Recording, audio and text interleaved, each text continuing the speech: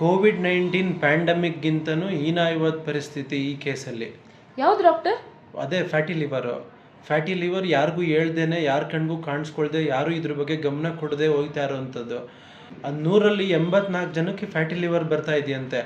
ಅಂದ್ರೇನು, ಲಿವರಲ್ಲಿ ಫ್ಯಾಟ್ ನಿಂತ್ಕೊಬಿಡೋದು. ನಿಂತ್ರೆ ಏನಾಗುತ್ತೆ, ಆ ಫ್ಯಾಟು ಲಿವರ್ನೇ ತಿಂದು ಲಿವರ್ನ ಹಾಳು ಮಾಡಿಬಿಡುತ್ತೆ. ಲಿವರು ಕೆಲಸ ಮಾಡಲಿಲ್ಲ, ಕೆಟ್ಟೋಯ್ತು ಅಂದರೆ heart problem, diabetes, hypertension, cancer ಎಲ್ಲದಕ್ಕೂ ಲಿವರ್ ಮೇಜರ್ ಕಾರಣ ಆಗುತ್ತೆ. ವೈಟಮಿನ್ ಡಿ ಸಿಂಥಸಿಸಿಂದ ಹಿಡಿದು ಎಲ್ಲದನ್ನು ಲಿವರ್ ಮಾಡಬೇಕಿತ್ತು. ಆ ಕೆಮಿಕಲ್ ಫ್ಯಾಕ್ಟ್ರಿನೇ ಹಾಳಾಗ್ಬಿಟ್ರೆ ಬಾಡಿನೇ ಹಾಳಾಗ್ಬಿಡುತ್ತೆ ಎಲ್ಲ ರೀತಿ.